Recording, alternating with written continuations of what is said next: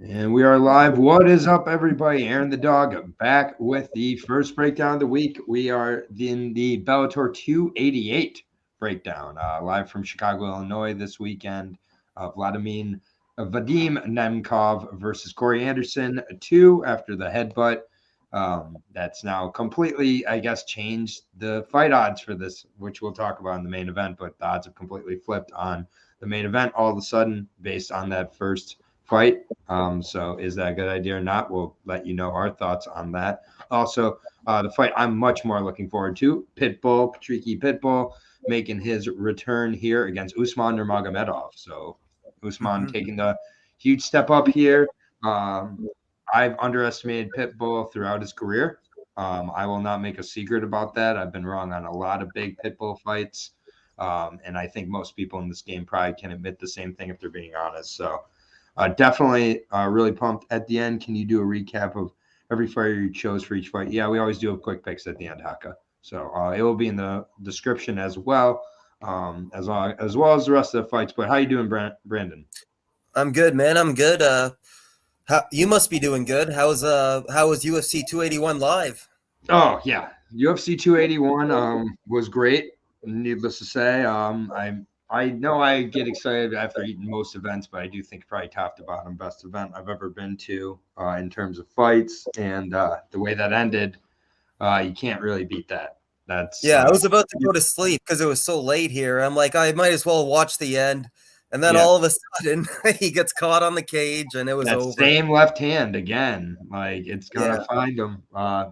Like was that the third title fight this year that's ended in the fifth round of a guy behind yeah. going into the fifth?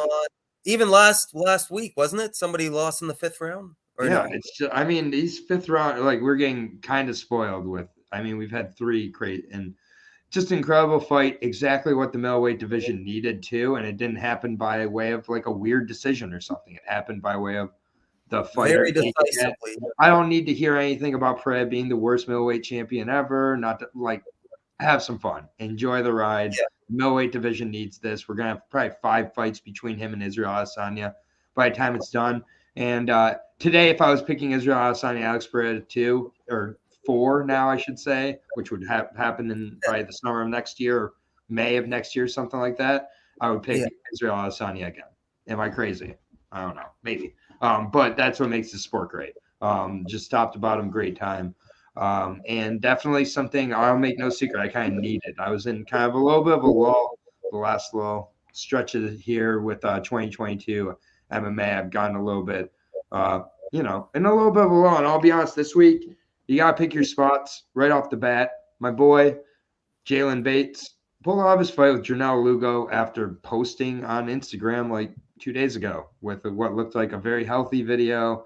Looked very confident. So haven't seen the reason yet. I won't jump to too many conclusions yet, but it is a little frustrating when a guy I've been looking forward to taking the step up in competition pulls out of that fight, the week of the fight. So Janelle Lugo, Jalen Bates, one of the many really good prelim fights that has been pulled. But we're going to start in the heavyweight division. We have a jiu-jitsu practice player making his MMA debut. So who are you going to call? Corey Moggenberg, because this is what Corey Moggenberg comes in to do. He's like, oh, are we fighting at 265? I'll weigh in at 214 or something, probably. Yeah. Pretty out of shape. Have a different blonde hair color, probably, and maybe a new tattoo. Other than that, this is a setup fight. That's what Corey Moggenberg does, the monster. He is 31 years old. You look at that record, look at the physique. Lost to Thomas Peterson. Made it to the second round of that fight. One thing I can say is he's tough in a lot of these fights, but first round finishes in most of them also. But they're to Brendan Allen. Logan Woods, who's not great at all, but it is what it is there with island fights. They're going to do shenanigans too. Bailey Schoenfeld put him He's away good. in the first round. He's pretty good wrestler, powerful, but he was being brought in to be set up. The Bailey fight was a catch weight at 225. So sometimes he does 225, sometimes he does heavyweight. He weighed in at 255 for his win against Thomas Peterson. He weighed in at 250. So he's in the 250 range, even though he shouldn't be. On the other end, we see Vladimir Govea here. He's taking a picture in his gi. He's good at jiu-jitsu. Also a boxer, apparently, according to the Tapologies at AKA. He hasn't had an amateur fight. Corey Moggenberg has been in there with really good guys. He's very tough. Govea probably going to submit him. Yeah, there's not much to say about this one. Govea, MMA debut here. I didn't find any amateur background either, but it looks like he's competed in BJJ competitions. He should have the advantage on the ground. It says he's a boxer as well, so he obviously has some stand-up chops, but I've just never seen him in action, so I can't say much about him. He trains out of American Kickboxing Academy. Usman Nurmagomedov will be training out of there too. He turns 30 tomorrow. That's one thing I can tell you. So it's a big moment for him, turning 30 tomorrow, getting his Bellator debut. Corey's kind of I don't want to say a can, but he's a can. I'm sorry. No, that's exactly what he is. Yeah, he's 2-4, 0-1 in Bellator, 0-1 in LFA.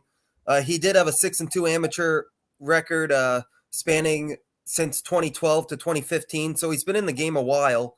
He's also a BJJ style. He's training out at Grace Place in Ohio. He only loses to good opposition. I just don't really know anything about Waldmere, but I suspect him to get the job done here. But I just don't know. I assume it's Vladimir. It's like one of those W's that's a V, I assume. Yeah. But yeah, he's Brazilian. So yeah, I mean, this is just basically, do you want to fade Corey Moggenberg at -325? I mean, I guess you can, but it's a blind bet. Yeah. So, and is this a heavyweight or light heavyweight? It says heavyweight here, but yeah, so that's not going to fade well for Corey either. Yeah, I mean, who knows? It's a weird fight. It's not one you're going to want to lose or win a lot of money on, let's be honest. Next fight, a good fight, but a tough one, again, to call. Isaiah Hokit, still early on in his career, out of, I believe, Oklahoma State wrestler, taking on Matthias Nader, undefeated fighter here. So Hokit, again, has tested himself throughout the early portion of his career. I'll give him credit for that. Known as the Central Valley Strangler.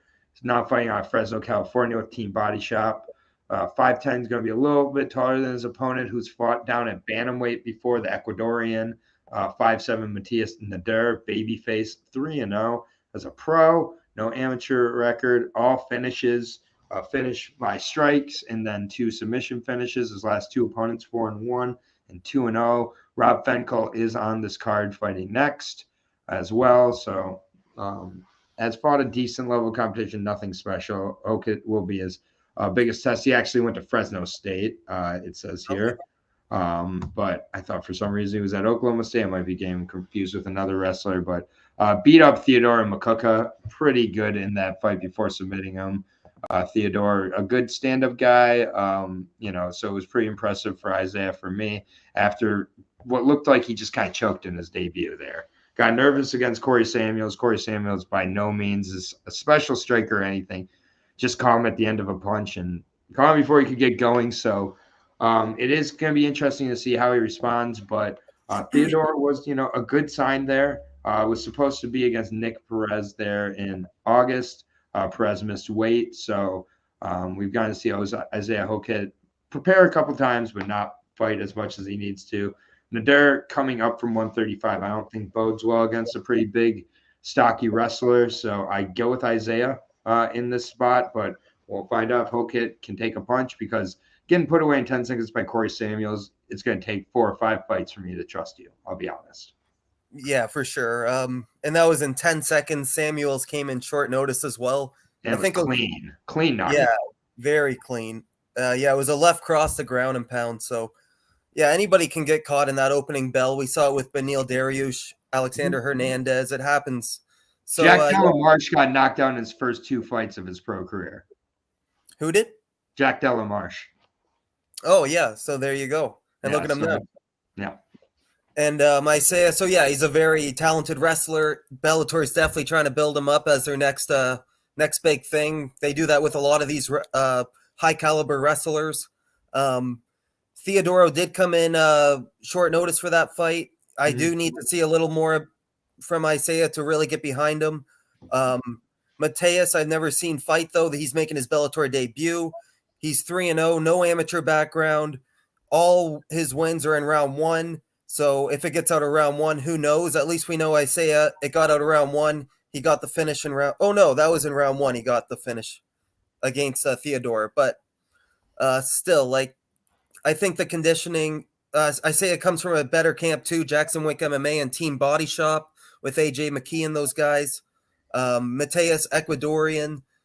I know the Ecuadorians are good. It's just he hasn't faced, neither of these guys have faced good opposition yet. I can't really say much. But I think Isaiah really should grind out a decision here or end up getting a submission or a ground and pound finish in round two, maybe. Yeah, minus 210 on Isaiah. I expect that price to climb a little bit. But yeah, I mean, I give him credit. It's the second or third fight after getting starched by a sub 500 fighter. He's going against a 3-0 fighter, an unknown fighter. So this guy out of Ecuador, we really don't know how good he is. So again, be kind of cautious. Put around minus 200. I wouldn't mind taking the wrestler here, but much more than that, I get nervous myself. We just talked about Rob Pinnacle. He fights in this next fight against Laird Anderson. Laird Anderson, a good grappler, very decorated. He's been testing himself in grappling as well, which I like to see. And Rob Pinnacle, as we just mentioned, has been submitted. We don't by Matthias and Nader. We don't know how good Matthias is. The fight was not available. Unfortunately, it would have been nice to kill two birds with one stone. But the big Papa Giorgio, that is a Vegas Vacation reference, I believe. Rob Pinnacle, 33 years old, looks like he's about 40. That's okay. Lost 2 straight. North Illinois Combat Club out of Illinois, so he is a local guy. We'll have maybe some of the crowd on his side. 5'6", very undersized as well. So lost 2 straight fights, including the triangle choke to Matthias Nader. He has 2 heel hook finishes of his wins, 2 years apart as well. Heel hooked Ty Knuckles, which, Ty Knuckles can only probably throw hands. And then Brian Batista, so 1-0 and a 3-8 opponent. Last 2 fights against a higher level opponent, including an LFA on the prelims against Zach Vazzi. In his last fight about 2 months ago, got a decision there. Was kind of just controlled from what I remember. It was on Facebook, so I wasn't able to find the fight. Laird Anderson, good grappler. He's been in there with some pretty solid guys like Keith Kirokian and Cade Rutolo. Both guys he lost to, but no shame in that. With the Combat Jiu-Jitsu Worlds, he beat Ben Eddy, albeit in overtime, who is another good, decent MMA guy as well as Jiu-Jitsu guy. In MMA, his 2 fights in Bellator against 0-0 and 4-5. He did get a finish in the last one, JT Donaldson, back in April.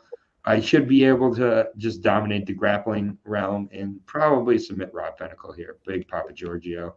So I think they're trying to set Laird up on a steady path like they do with a lot of their prelim guys. So Laird should cruise. Yeah, this is probably the most cut and dry fight so far. Laird Anderson, very talented grappler, 2-0 as a professional, 2-0 in Bellator, 3-0 as an amateur. His father actually competed in the UFC back in like 1999 or something. So yeah, he's been doing this since he was a kid. He's so many years already training and sharpening his tools and skills. I just think he's leaps and bounds ahead of Rob Pinnacle here. Rob also 2 losses in a row, and his last win came May 11th, 2019. So I don't see any momentum on his side right now. Laird Anderson should take him down, grind it out, and end up submitting him in probably round 1. Yeah, minus 750 on Laird here. Take a shot on the round. Rightfully so, I think. Yeah, plus 540 on Rob Pinnacle. It is what it is. Yeah, we'll move on. We'll move on to the next fight here. Good for Rob for making it onto a Bellator card. It's another cut and dry one. It's one that I'm not going to spend a whole lot of time on because I don't think that it's really that necessary. Jordan Newman taking on Jaden Tolker here, the 2-2 fighter Jaden Tolkien versus Jordan Newman. Newman is going to take him down within 30 seconds, beat him up, ground and pound him, finish him in the first round. This is pretty much what the French call a squash match. I believe is what they call it. The Tank here out of Ohio, 2-2. Yeah, I mean, Demolition Fight Team coming off of a loss, lost in boxing as well since then. He's been knocked out in both. He was knocked out by a 5-0 fighter in Krizia. Last one was over Ricky Jones Jr. What's a stoppage from strikes in this year? So he's definitely been busy. But he's 3-4 or 1-3 this year. 0-2 in boxing, got DQ'd in one fight, got knocked out in the other one, got knocked out in another MMA fight. Yeah. I mean, he's been knocked out 3 times in boxing. He probably should stop boxing. He's also been knocked out twice in MMA. He's been submitted twice in professional grappling. He just seems to go places and lose in combat sports. Jordan Newman's going to do the same thing. He's just going to smash him. He's a minus 1,000 favorite. There's nothing to talk about. Under 60 seconds, maybe? I don't know. Yeah, the only thing I'm worried about is Newman's activity. He only has 3 fights since October 4th, 2019, but he's ran through all his opposition, obviously. 30-26, Cody Herbert. Herbert missed weight for that fight in February. 4-0 in Bellator. Jaden Tolker taking like different combat sports losing competitions and losing them. Like that's not going to fade well because you got to focus on one thing here. He's going to boxing. He's going to grappling. He's going to MMA. Like one thing Jordan Newman's concentrated on is MMA and winning. So yeah, I got Newman all day here as well. And he's a wrestler. Jaden, it looks like a boxer and not a good one. So he's just going to get taken down here, rinse and repeat. And yeah, Jaden, he's also making his Bellator debut. It's just lamb to the slaughter, I think. Yeah, squash match, minus 1,000. Yeah. Nothing to really talk about there. One of Rufus Sports' only good fighters currently, I think, is Jordan Newman. He's training out of Rufus Sports. So yeah, so you know they're going to handle him delicately. Next fight here, Sullivan Cauley taking on a fellow undefeated fighter and newcomer, Jay Raddick. Sullivan Cauley, protege of Mr. Bader. Definitely has some good wrestling chops, great striking, good power, very confident guy. We saw what he did with Ben Parrish. We've seen what he's done with a few other guys as well. Jay Raddick, I don't know as much about. He is an older guy at 38 years old. He is going to be longer than normally. Weighs in a little over, or has weighed in over the 205 limit. He's 6'5" as well. 4 straight wins for him, going back to his amateur career as well. Amateur career was from 2013. Then he took off 5 years, through 2 fights in 2018, finishes of low levels of competition. Then Sua Tuani with Cage Sports got a rear naked choke, 2 submissions, one knockout so far.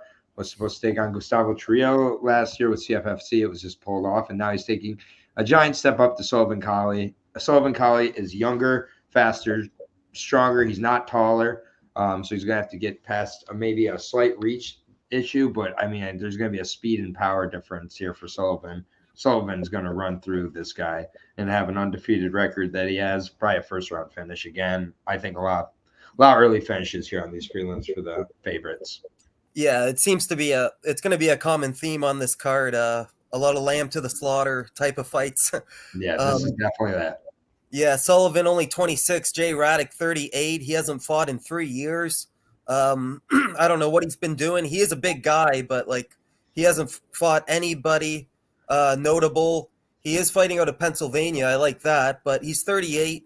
He's getting up there in age. No high level, promotion. Like he's coming out of Cage Sport. At least Sullivan Cauley, all 4 of his wins are in Bellator. They're building him up properly. He's got over 20 boxing and Muay Thai fights as well, so he's very comfortable on the feet. And he always has that wrestling in his back pocket if he does get in trouble striking. So yeah, this is probably one of the easiest ones to pick. Yep. Yeah, I got excited before looking into it. Like, oh, undefeated fighters they're bringing in. Yeah. But then you're like, never mind. Minus 600. It's going to rise. Plus 450. Like, again, I'm just not in the business of betting on minus 600s in Bellator. But if I was, it'd be someone like Sullivan Cauley against Jay Raddick, I'll be honest. Yeah, the inactivity is a big thing, too. Not fighting for 3 years and you're 38. Like, that's not very, very odd. Next fight here, I think has the potential to be maybe one of the better prelims. That doesn't mean I necessarily think it's going to be that close. I just kind of is more a comment on how I feel these prelims are going to go. Yeah. But Lucas Brennan taking on the newcomer in Nick Talavera.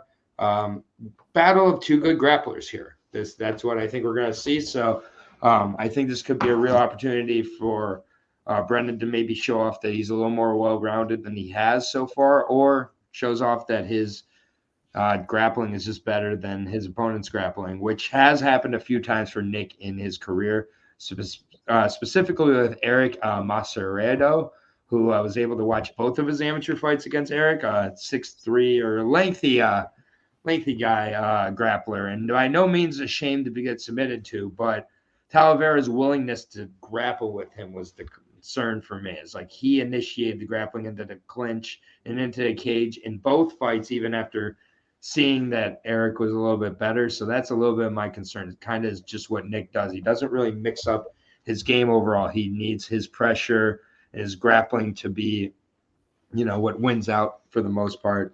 But still, only 26 years old, good size, 6 foot for the division as well, and 4 straight wins. So hasn't really tested himself on his pro record so far, but as a win in LFA, got a submission by Jota Ninomiya. I believe Jota was a significant favorite in that fight. Talavera was a plus 400 underdog for that fight. Mm-hmm.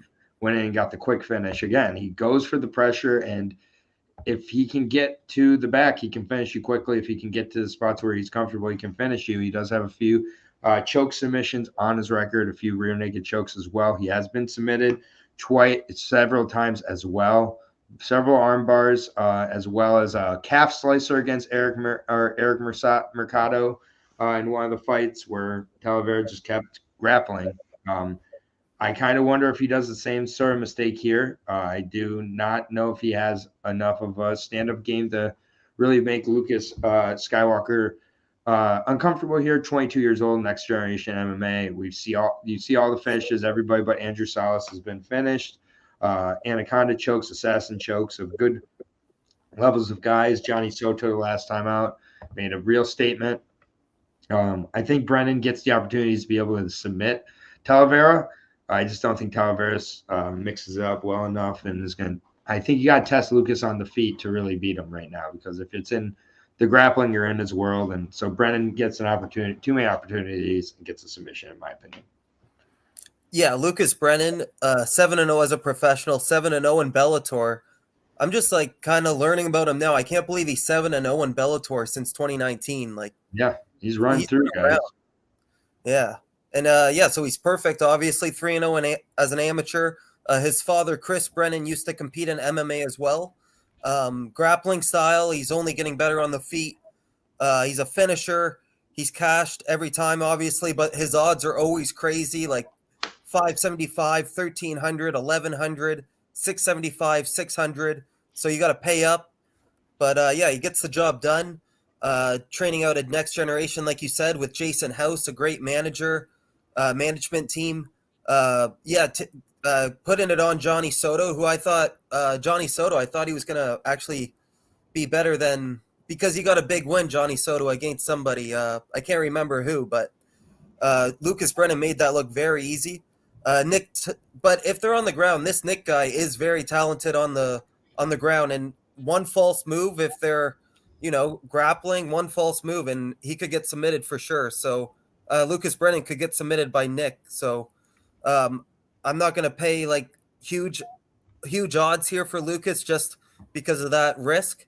Nick is going to be the bigger guy as well. He's taller, 6 feet tall, 73.5-inch reach. All his wins are by sub.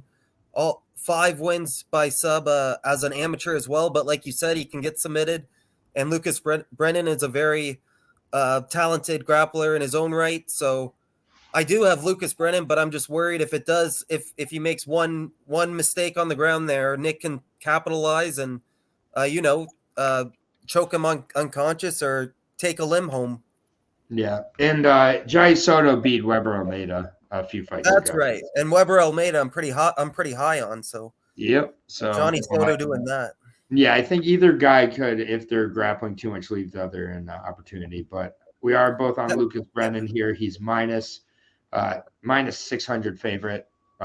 So I would right not. around the area he always is, and he Yep, gets I the would job not. done, so. Yeah, I wouldn't touch it, in my opinion. Yeah. Next fight here, another interesting prospect here, Archie Colgan, coming off of that impressive slam knockout and everything. Yeah, Justin, not the UFC breakdown yet. We're on the Bellator breakdown right now, buddy. Taking on Archie Colgan, taking on Jesse Hannam here, 2-1 versus 5-0. Jesse. Normally a welterweight coming down to lightweight here. Pretty good hitter. Was able to watch his last fight back in May of last year. It was at lightweight against Casey Goulet. Got the knockout by ground and pound. Connected really well on the feet prior to that, though. Dude looks like he can hit hard. Has a good guillotine as well. Decent striker. Was knocked out as well by Johnny Hopper. Not going to want to wrestle here in this fight. However, he has been submitted twice as an amateur with Archie. Archie, definitely a powerful wrestler, very athletic, 27 years old, out of the University of Wyoming, where he wrestled. Now fighting on Denver, Colorado. 8 straight wins going back to his amateur career, 3 straight wins as an amateur, all by knockout. Has finished all but one of his opponents in his pro career as well. Had the right hook finish of Brian Nero in the last fight back in July. Was supposed to face Justin Montalvo for that fight. Would have been great to see.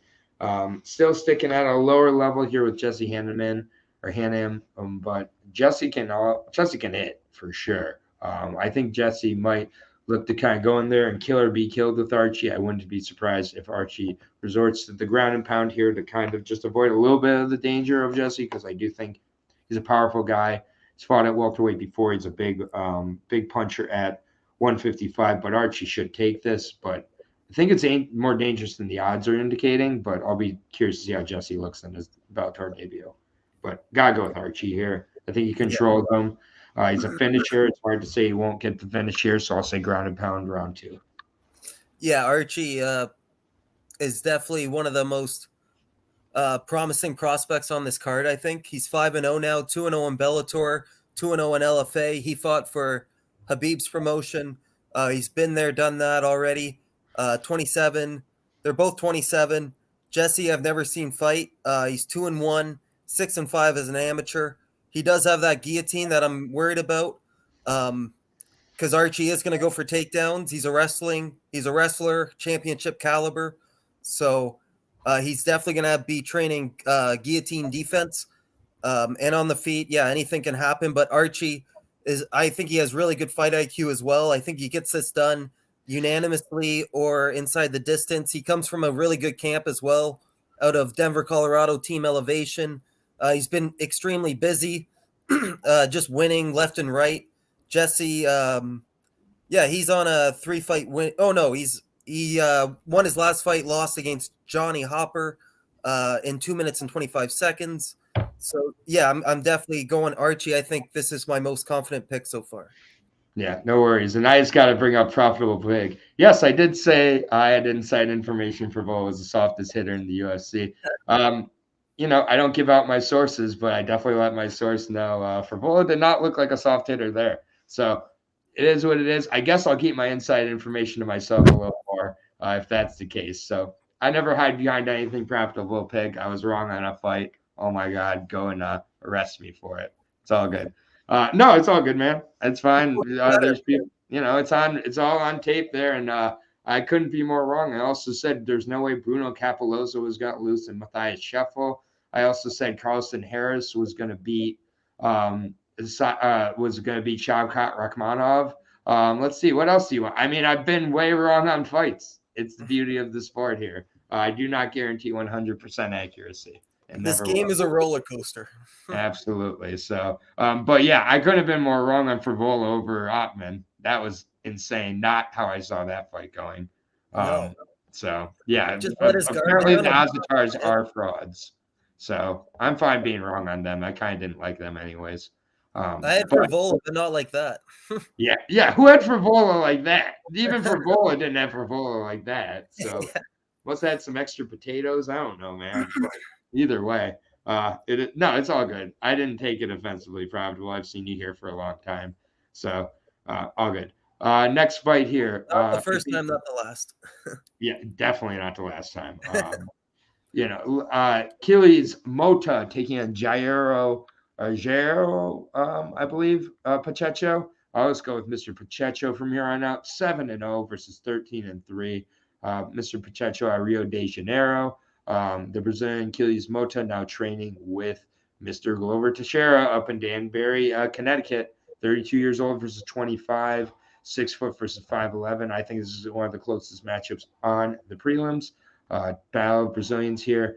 Have not gotten to see a lot of Pacheco other than the LFA fight, which he did fight on the prelims against Raul Bernardo back in July. He was a huge favorite in that fight. Took him into the second round, but he looked good throughout there. Same source screwed me over. Don't sweat it. It happens. MMA Junkie. No, it wasn't MMA Junkie. I'm not giving up my sources. So it is what it is. I will say this person is not with the UFC anymore and has made other bad decisions. So maybe they're a little sour about the football thing. But either way, Mr. Pacheco is who we're on to now.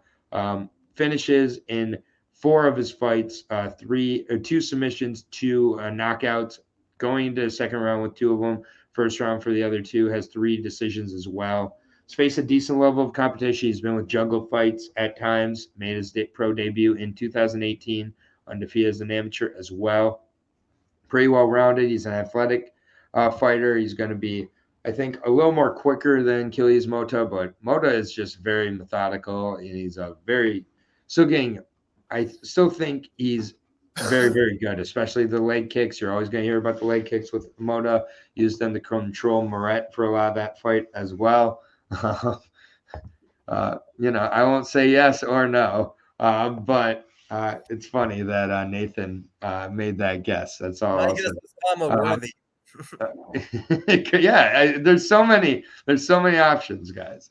But either way, with this fight, Mota, I think, is going to come in with a really sharp game plan. Right now, there's not many coaches who I rate higher than Glover Teixeira as well. So, yeah, well, if you figured it out, you figured it out, Nathan, and you're in the right place.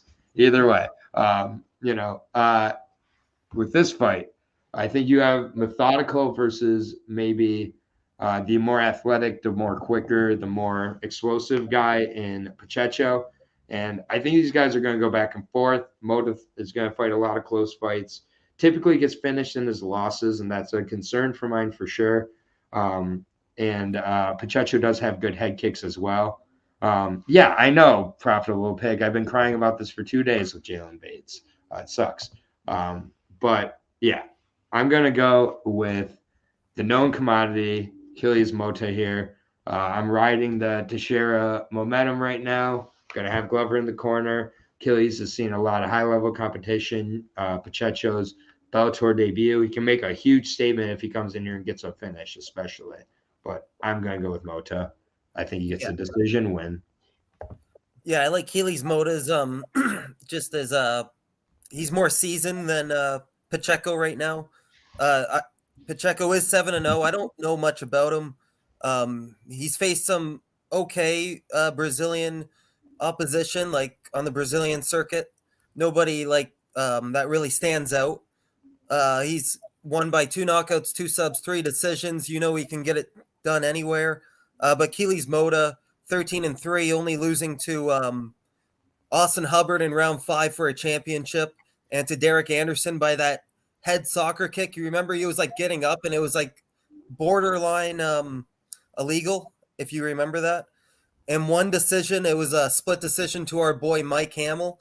So he's going to learn a lot from that fight. And Achilles Mota did just cash as a plus 110 against Dan Moret, beating him 30-27, all across the board. So, yeah, I like the growth of Achilles Mota. 32, he's in his prime. He's got, like you said, he's got that Teixeira hype right now. Even though they didn't do that well last week, except for Alex Pereira, Wellington lost and Dominic Reyes lost. But Achilles Mota, different story here. Pacheco, I just don't know much about, like I said, coming off that 1 win in LFA where he was a minus 700 favorite. So the guy he faced obviously wasn't the highest level of competition. So I got Mota as well. probably by he's never. I'd say decision. Mota by decision. Okay, yeah, fair enough. There, and then the odds on this one definitely one. That, I don't know why the dog They're is all barking. howling. Yeah, that the dog is barking, but they're not barking for right side. Minus 175, I'm seeing on Mota right now. See him at minus 155 on some other sites here at DraftKings, BetMGM. Minus 175 plus 145 on the newcomer Pacheco. This is one of the dogs who I think has definitely a good shot on the card. And I get the odds being where they are, but I kind of like the opportunity for Mota in that spot then. I got him at minus 165 on Bodog. Yep, I think that's about right. Okay. Yeah. Next fight here, we have a Khabib guy.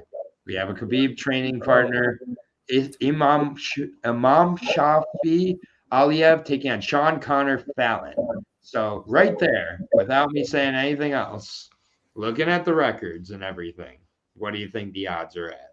They're at a price that you're not going to want to play them.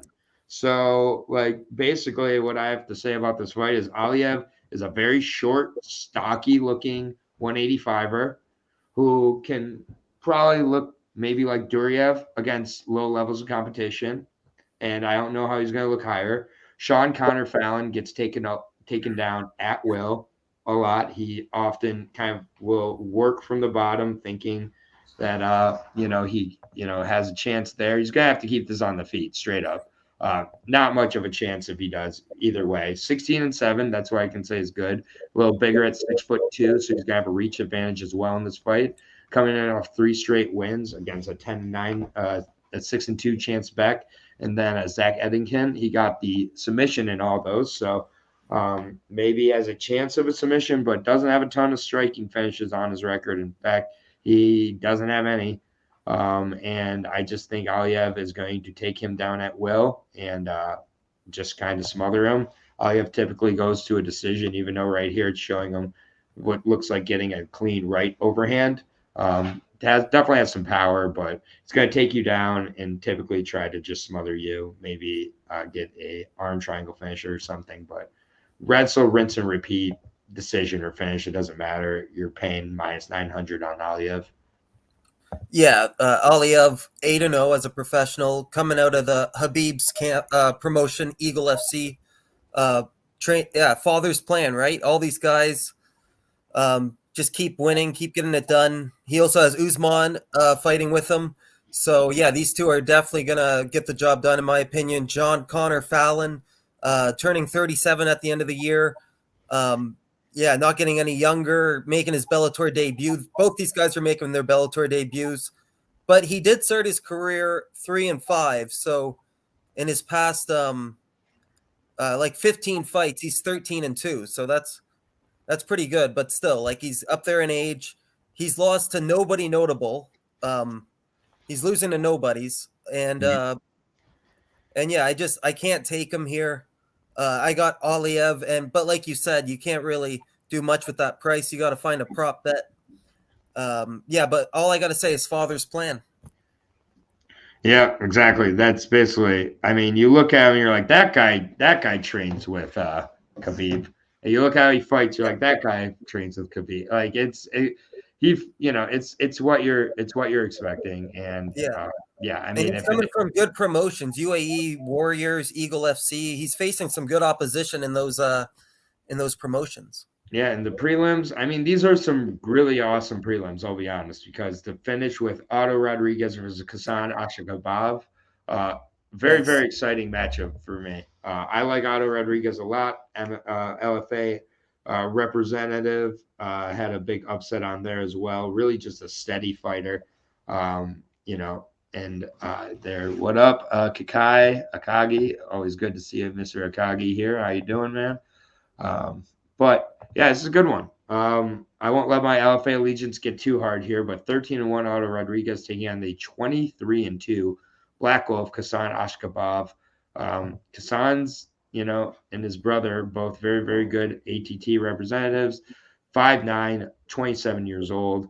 won his last fight out. That was after losing to Elsamer Lima by decision with WWFC back in 2019. He beat Cliff Wright by submission. And then he's been off for a while. He was supposed to take on Pedro Carvalho back in May. He did have an injury, unfortunately. So that's the thing. We don't really know how good this guy is at this point based on the level he's faced, but he's been over with WWFC for quite a bit of his career. He's fought a lot of European regional competition, but just not a high level. You look at it: 1-1, 0-2, 0-2, 0-1, 0-0, 0-2, 0-0. I went to a no contest with Damon Lapoulet the first time, then guillotine choked him the second time.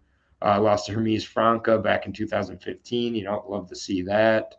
And then 0-0, 6-7, just not a lot of notable names either. Going to a decision quite a bit.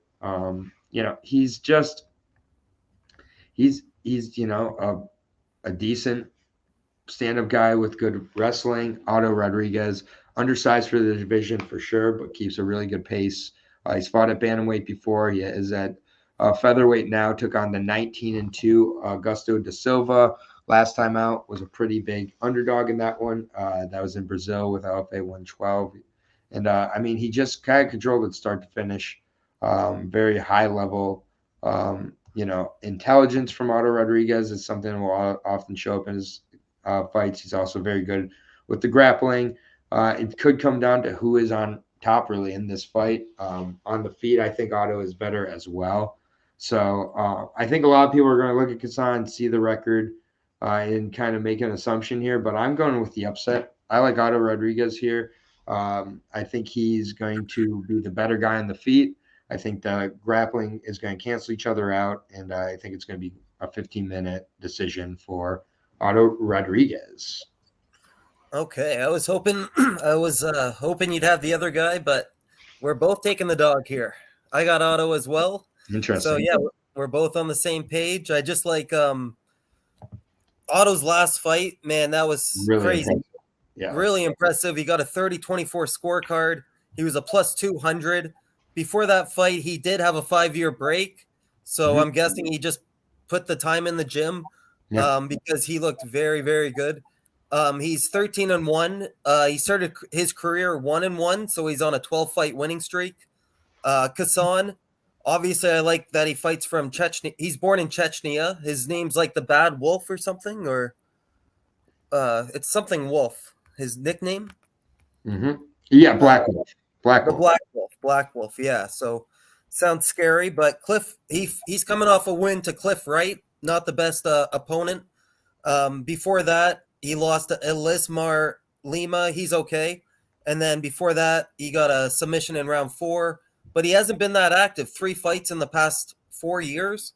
But his opponent hasn't been active either. I just, I think this fight should be lined a lot closer. They're both making their Bellator debuts. Otto's coming from X Gym, which is a pretty formidable MMA gym. Cassan fighting out of American Top Team. You can't really beat that. But I like what I saw from Otto his last fight. I think he's riding more momentum right now. And Cassan, with a little bit of a layoff, I think the odds should just be closer. And I'll take a stab on the dog here. Yeah, I think we're both pretty impressed by that last performance. And I just find it to be a red flag with Ashkabov how many times he's taken the step back in competition well into his career when it should be advancing. Otto's good, man. I like how he's looked from that 5-year layoff and everything. And Justin, good point with, the 2 belts. I'm going against the 2 belts here, though. Give me Mr. Otto Rodriguez. Featured prelim is, Cassan does have 4 heel hooks, so it's one thing you got to watch out for. Yep, that is a featured prelim, though. We're on to the main card here with Roman Feraldo taking the step up in competition. The Levon Chokily here. Really interesting fight for me. We know and love Roman at this point. He is an absolute deadly striker, deadly finisher. But he's been going against a low level of competition. Now he's taking that step up with Levon. How good is Levon so far? He's been pretty disappointing in his Bellator run, if I'm being honest here. 10-2, coming off a loss last time out to Yamauchi by armbar very quickly into that fight. Lost to Kyle Kruchmer, and Kyle Kruchmer is the guy from Oklahoma State who I was getting confused with Isaiah Hokit. They look very similar, but not similar in a lot of ways. But Vinicius de Jesus, the win in there, not a bad win at all. But it's just going to be interesting here because with Levon, he's definitely was known as more of a striker coming into his Bellator run, but this is why you can't trust 0-0, 0-0, 0-1, 0-0, 0-0, 0-0, 1-2, 3-4. And then he beat a 5-0 fighter with We Love MMA by doctor stoppage in under a minute. Then a doctor stoppage cut of a 10-1 fighter, and then he's in Bellator. I had a little bit of trouble with the wrestling of Kruchmer with Vinicius de Jesus. He just was able to outpoint him a little bit quicker. With Roman, I don't really know what to expect in this fight, to be honest, because so far Roman has only been a hammer. We have not seen what he looks like when he's at all the nail. And I mean, putting guys away first round, the Pat Casey second round fight, very impressive as well. It was good to see the gas there, undefeated as an amateur as well, going against guys like Thad Jean. So good level of competition as an amateur as well. I think Roman's ready and he's taking the right step up. So I do like Roman, and it's hard for me to say he's not gonna get a finish until he doesn't. So I'm gonna say he gets a finish here. So give me Roman Feraldo, get the finish of Levon Chokily. Yeah, I'm staying on the Roman Feraldo train as well. It's been about a year since he got that highlight flying knee where he points at the guy and just times it perfectly, man. Runs across the cage. That was one of the highlights of the year. But yeah, he's something special, man, on the feet. He's 8-0, 5-0 in Bellator, all wins by knockout, 3 wins as an amateur by knockout, 6 in round 1, 2 in round 2. He's training out of American Top Team. A couple American Top Team fighters on this card. Since he got that flying knee knockout, he's rattled off 2 more knockout wins. Not to the best opposition, but he's doing what he has to do. He's been super active the past 3 years. And yeah, his opponent, Levon Chokily, 10-2 as a professional. Like you said, he has a lot of round 1 finishes. 9 out of 10 out of his wins are in round 1.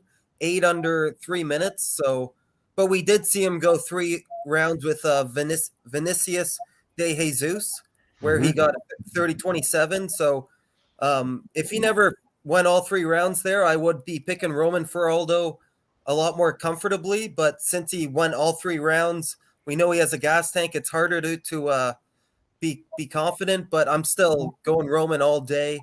Has Levon ever been knocked out? No, he's just lost by that submission to Gochi and the 1 unanimous decision to Kruchmer. Roman's got the power to get a first knockout for a lot of people, I think. Oh, yeah, for sure. Yeah, it's a first for everybody. And yeah, Roman's got that death touch. So yeah, I love Roman Feraldo, man. He might be one of my favorite fighters in Bellator. And I'm really hoping he continues his rise up the rankings here. Yeah, I think you got a good price here at -192. Definitely a very parlayable piece as well. Definitely has to step up, but so far Levon has not shown me he's kind of more worthy. I think Roman would beat Vinicius as well and probably finish him. So yeah, that's a good point. Next fight here, a very interesting one, one that I've been a little bit back and forth on, but I think I'm settled at this point. Terrell Fortune taking on Daniel James here at heavyweight. Really, really good heavyweight fight here. Very close as well. I like both these guys for different reasons, but Daniel James, the American Predator, we'll be talking about first here. Yes, he's over 40, but it's heavyweight. Almost 41 years old, 6'6". 82-inch reach for the Chicago representative here. Gonna have huge crowd support here. He's gotten a win in Bellator, several wins in ACA as well. Has a win in LFA. Also has a loss to Brett Martin, although by illegal knees in the 5th round. He was winning that fight for sure. Other than that, the Michael Martinek fight, crucifix punches with ACA, really impressive fight there. He did lose to Daniel Omalechuk back in 2021. Was a little bit smothered than that fight, but has won 3 straight since then and looked really good. All finishes, all by knockout. 2 in the first round, 1 in the second round. Has a lot of second round finishes as well. I think that a third round finish as well. I like that. For the most part, he is a finisher, but not getting him all in the first round. He's faced a good level of competition throughout his career. It's going to be interesting coming into this one. Tyrell Fortune, 12-2. He's kind of been up and down in his Bellator career, if I'm being honest. 32 years old for the Grand Canyon University wrestler, 6'2", 7-inch reach, so 5-inch reach disadvantage. Got past it, no problem with Rakeem Cleveland, and knocked him out the first round.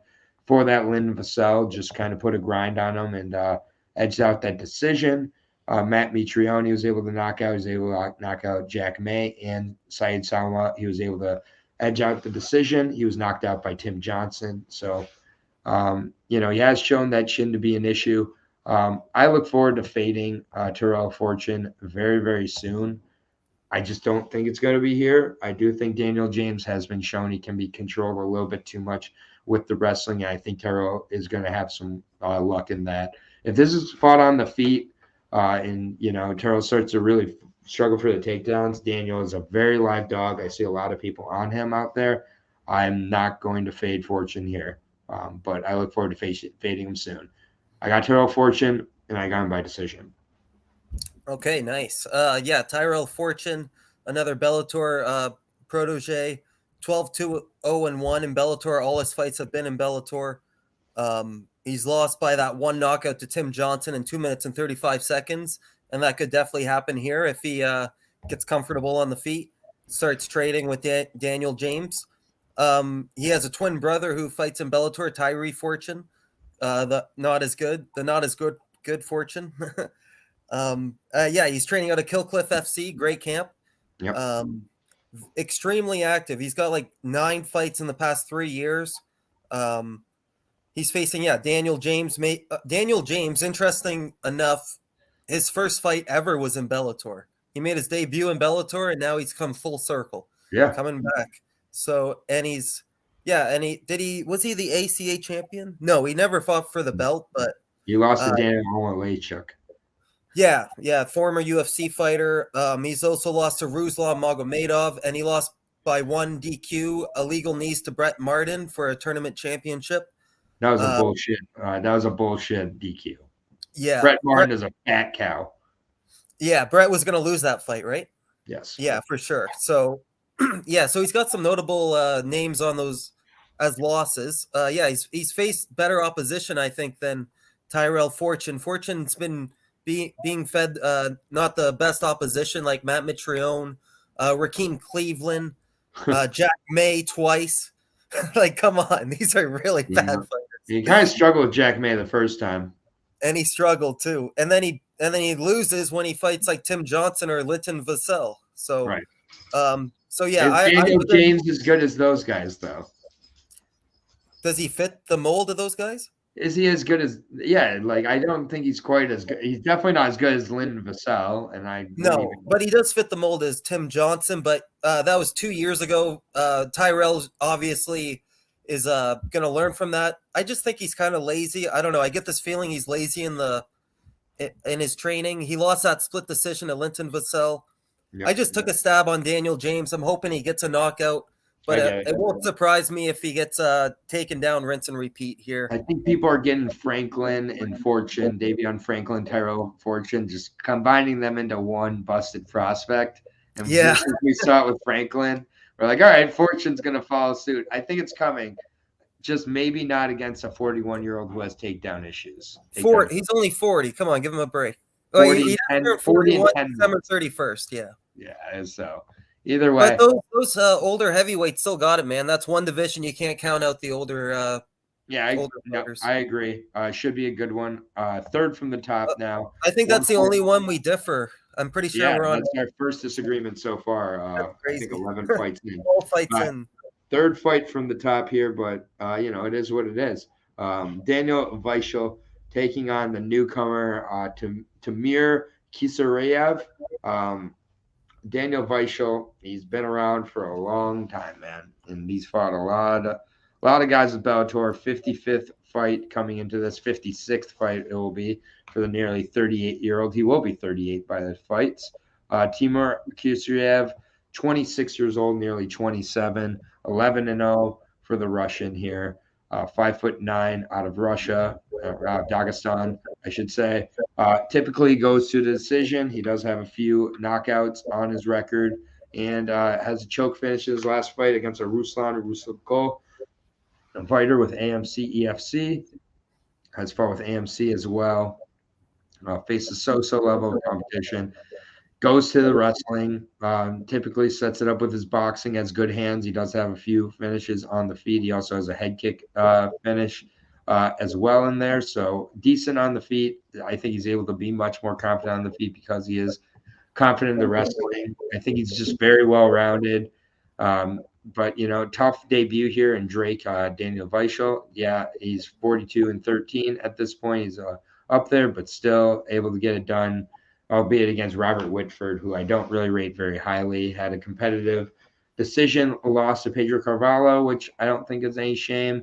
Close fight with Keanu Diggs, has a ton of split decisions on his record. He's won some, he's lost some. He's finished Brian Moore on there as well. Has a split decision with Patricio Pitbull, a split with Gochi Yamauchi. Decision win over Saul Rogers, albeit in 2019, but still Keanu Diggs there. I mean, this guy, he's going to fight closely in most fights. Very rarely does he get the doors blown off him.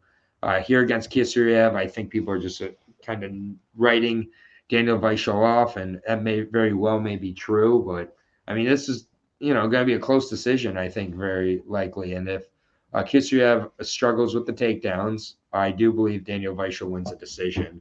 I don't know if Daniel Weichel is able to stop him. So, been back and forth on this one, but with the odds where they're at, Daniel Weichel is my lean. But yeah, this is probably one of my most unconfident picks of the night.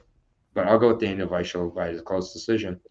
Yeah, and Krizia is coming in short notice, so yes, exactly. Doesn't have a full camp behind him. Oh, wait, Haka, hold on. This fight's canceled? Oh, fuck, really? What happened, Haka? I'm sorry. That's too bad.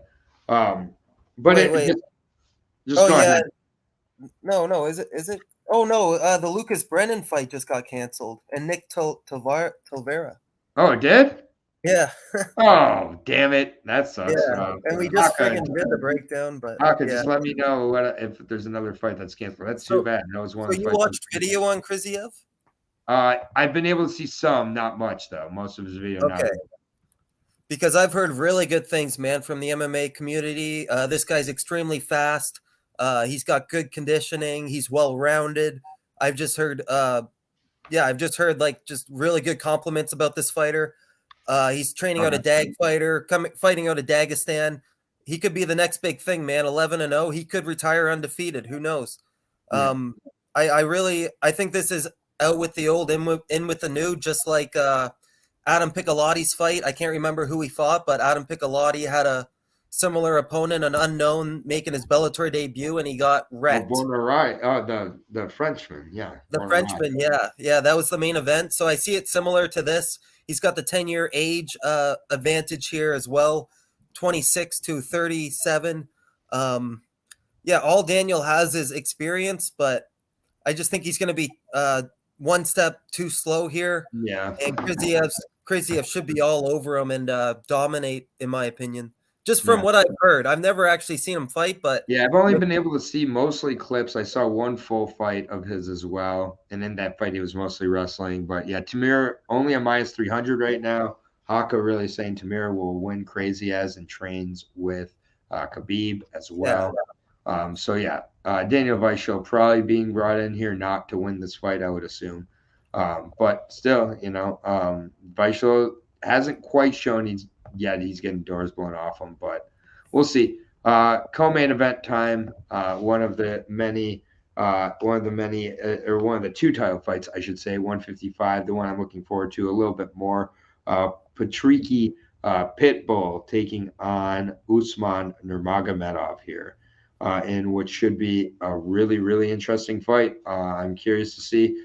I think that Usman Nurmagomedov is the real deal so far from what we've seen. Fight's very different than his cousin, Khabib, but still has a lot of the tools as well. Obviously, father's plan, 24 years old. Crazy, he's only 24 years old. Yeah. So much potential for this guy. 5'11", 72-inch reach, 16 straight wins going back to the amateur career. The front choke of Chris Gonzalez, just an effortless finish there in that fight. Before that, beat Patricky Patilia by rear naked choke, knee to the belly of Muro. Mike Hamill, he just kind of worked the whole fight, denied the takedowns, and won a decision. Throws a lot of good kicks, got a lot of good knees. Doesn't typically go for the takedowns. In his fight, it's typically takedown defense here. Going against Patricky Pitbull here, we counted him out and made the mistake, a little bit. But the Pitbull brothers still around here for sure. Peter Cauley got that doctor stoppage, and then the next fight back, we saw who the better fighter was. The power of Patricky was just ridiculous. The hooks always there, able to eliminate a lot of the distance issues as well in a lot of his fights. So I'm not too worried about that. He's tested himself in Ryzen, been with Bellator as well, fought a high level. I just think Usman is the real deal, man. It's kind of simple as that. I don't think that Patricky's going to touch him much in this fight. I think Usman is good enough to make this kind of a boring type of affair and win a decision, or maybe he pushes for the finish. But I think he just minds his P's and Q's, stays out of the power realm of Patricky, and takes a 50-45, 50-44 type of decision. I think Usman pretty much has a flawless decision for 5 rounds, even though he's not gone 5 rounds in many of his fights. Yeah, Usman is definitely the real deal, man. And yeah, like you said, he's not like Khabib. He's very talented on the feet and grappling. He can do it all. He's been grinding with Islam Makhachev. Like these guys, he's been getting rounds on Islam Makhachev, I've heard, in the gym. So we know how legit Usman Nurmagomedov is. Pitbull kind of on his way out, 36 years old at this point. Losing by 3 knockouts. He's only lost by submission once. It was a Kimura in round 2, and then 6 decision losses. He is the current champion. Yeah, he's done it all, man. Already. Patricky, Pitbull. I just think Usman's the next big thing. 4-0 in Bellator. He's faced some pretty good opposition. Mike Hamill, Chris Gonzalez, who I'm really high on, and I think his odds are pretty. They're just better than what you usually get him at. Like in the past, he's been minus 900, minus 2,500, minus 1,300, and minus 1,100. So here he's what, minus 500? Yep. Yeah. So that's the best line you'll get him at, and you're obviously still gonna have to parlay that. Usman all day for me. Unless Patricky gets a knockout. He's got 16 knockouts to his name. You can't write that off, so I'm going to hedge bet Patricky by knockout. Yeah, I think that's a good hedge. Minus 500, minus 600, and a rising for Usman. The Nurmagomedov reign begins here at lightweight. Maybe his brother can get revenge. But do you think he'll retire undefeated? I guess it's too hard to say. Yeah, it is hard to say. He's only 24 years old, about to be 16-0 with a lightweight championship. Patricky is not Patricio. That is the last thing I will say. That's true. Yeah. So, I think Haka also said that to some effect. But on to the main event here. One I'm not as excited about, just because I do feel that as much as I was making fun of people jumping to the conclusion from the first fight before the headbutt, I just think we saw how this fight's going to go. I think Corey Anderson it's Corey Anderson's time. We saw Ryan Bader come over after UFC and have a good run in Bellator. Corey Anderson is going to get it. I believe the knockout. I think there's a power difference in this fight. I think there's a wrestling edge as well. Vadim Nemkov has been in there with a ton of good guys, beat a ton of good guys too. But I just think that his point kind of style in a lot of his fights is going to work against him here with a guy like Corey Anderson, who I don't think Corey really respects the power of Vadim, and I think he's shown he can affect Nemkov and keep the space that he needs to. I think this looks similar to the first one Maya said, and new Bellator light heavyweight champion Corey Anderson, 25-7, the nightmare, weird nipples, whatever you want to call him, all the above. It's been a long road for Corey Anderson. A lot of mistakes along the way. But I think he puts away Vadim Nemkov. I think he's going to come into this fight extremely confident. Yeah, I'll never forget that moment he knocked out Johnny Walker, and on the mic, I was there live. Yeah? Yes. Yeah, that was awesome, man. Madison Square Garden. And I had him as an underdog. I hope you did too. Yes, sir. Nice. But yeah, I agree with you. This is probably going to be like the first fight. 7 months since they last fought. I don't see Vadim adding too many new wrinkles in 7 months. Just the conditioning is there for Corey Anderson, the wrestling, the grappling. The only thing Vadim's better at is striking, but Corey Anderson's fight IQ, he's just maybe in this matchup, he might not be the better striker between the two of these guys for whatever reason, based on the first time. Didn't look like he was a better striker. Yeah, Corey Anderson's a awkward guy in there. Maybe that's Vadim. More power. His timing. More power. Yeah. Corey's way more powerful.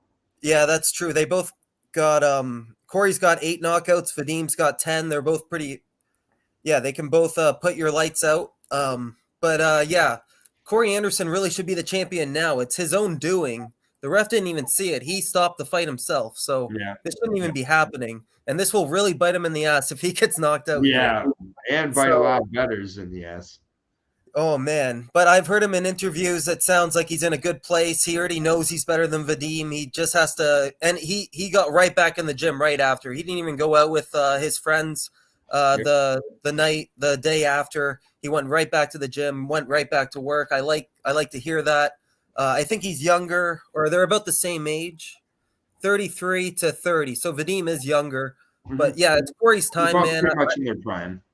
Yeah, they're both in their prime. Corey Anderson, third most decision wins in UFC light heavyweight history as well. He's got the most takedowns landed in UFC light heavyweight history with 53.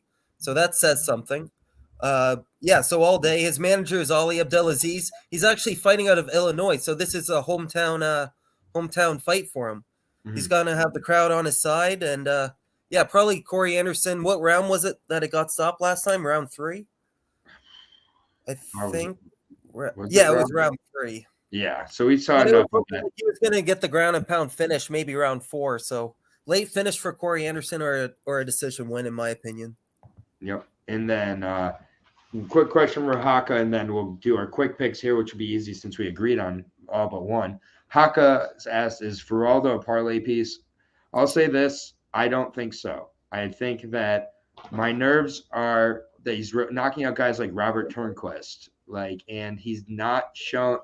And yes, it's kind of working against him here, but he hasn't shown any adversity yet. And Levon is a legitimate striker, a ton of finishes, and I just think that this is a trap type of spot here, minus 190 for me. Yeah, I got him at minus 185 on Bet365.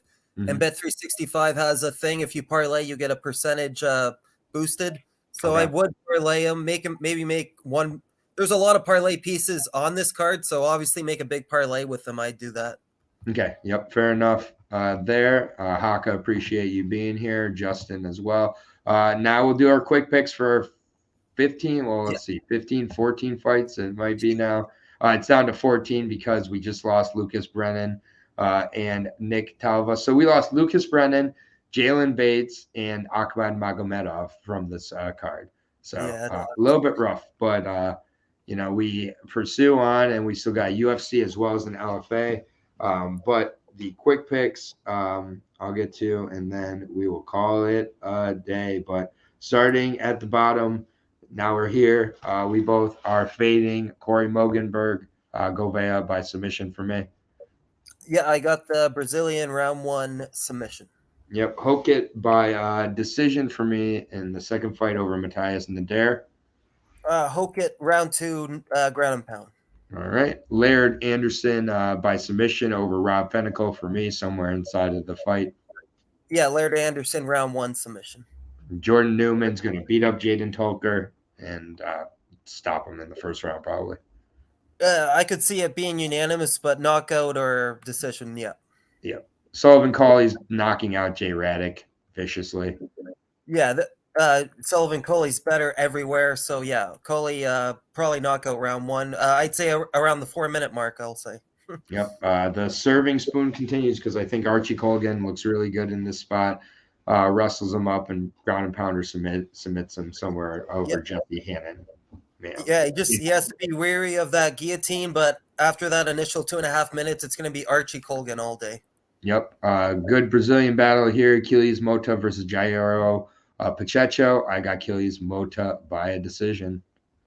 I don't know much about Pacheco, but I'm going Achilles Mota with that Glover Teixeira height, but I'm not investing heavily on this one. And then Ima Shafi Aliev taking on Sean Connor Fallon. Aliev here. Rinse and repeat. Oh, yeah.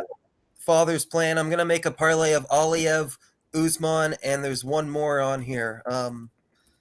Who's the other one? I thought there was one more Russian. Okay, well. Kiriev? Demir? Oh, yeah, that's right. Yeah, those 3. Yeah. All right. And then the featured prelim. Love to see it. Cassan Ashkabov against Otto Rodriguez.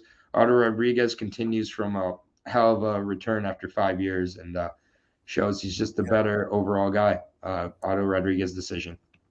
Yeah, my initial pick was Cassan. That topology picture scares me, but I'm going to ride with the underdog here, Otto Rodriguez. And then Roman Feraldo against Levan Chokily. We've gotten some questions about this already. But yeah, I'm going to go with Roman Feraldo, but I'm not going to overcommit with the parlays here. I need to see how he looks when he's the nail. Yeah, I'm going to have money on Feraldo, and I'm a big fan, so I'm praying he wins just from a fan perspective and because my money's on the line. Yeah, and Feraldo started minus 220 down to minus 180. There could be some injury issues as well. I know Feraldo's been dealing with some injuries. Oh, really? So, yeah, I mean, I'm just saying, be careful with that one. Caution tape on that fight. And then Kelly saying, Cauley, Colgan, Feraldo, Usman, Newman, Corey plus 275, man, the rest of the card. And then he said Feraldo is going to slap him. Well, he should be in the slap league then that Dana's starting. But next fight, main card, is it time to fade to Fortune or are we going Daniel James? I'm sticking with Tyro Fortune reluctantly by decision. I got Daniel James as an underdog here, but it wouldn't surprise me if Fortune wrestles him out to a decision. Yep, that is our one disagreement because the rest of the way we are agreeing. Daniel Weichel versus Tamir Kisiriev. I'm a little nervous here, but I guess you've convinced me to go with Tamir. But I'm nervous. I just think Weichel can steal rounds, get spots, and he's got a lot of splits. It always will make me nervous. But yeah, I'll go with Kisiriev by decision. Yeah, there's not much Weichel hasn't seen, but Krizia is the next big thing. I got the Russian to dominate here, and I just put the parlay in with the 3 Usman, Kriziev, and Aliev. Yep. And it will be a minus 125, so not bad. Not bad for 3 Russians. Yep. And then our first of 2 title fights here, Usman Nurmagomedov against Patricky Pitbull. I got Usman here. I think he minds his P's and Q's and wins a decision. Yeah, exactly. Like, you can't count out Patricky's power, but he's getting older. He's getting slower. Usman, good fight IQ, good corner. Usman all day for me unless he gets caught. And then Corey Anderson showed it for 3 rounds the first time until that headbutt. I think he shows it again here and gets a finish somewhere around the way with some ground and pound. So Corey Anderson by ground and pound. It should look really similar to their last fight. 7 months isn't enough time for Vadim to come up with a game plan to beat Corey Anderson. I got Corey here. Even when they first fought, I had him. So I'm sticking with my guns here. Corey Anderson, the new Bellator light heavyweight champion. We're going to have 2 and new on a Saturday or on Friday, according to our breakdown here. One disagreement was on Terrell Fortune and Daniel James, which I nearly picked Daniel James. Otherwise, we're all in alignment there, so that usually is a good thing. I don't want to jinx our breakdown here, but usually it's typically a good thing. So Should be a good Friday here. Corey, I slapped harder. We're going to disagree on the Otto Rodriguez fight. What's that? I thought for sure we were going to disagree on the Otto Rodriguez fight. No, LFA never dies here. That's right. For Brandon and for Aaron, we're out. I'm going to come back here in a minute on my own with the UFC breakdown, so it might be a little quicker, but we will get that done. But thank you, Brandon, and we'll see you next week, man. Yeah, thank you, everybody. Peace. All right, peace.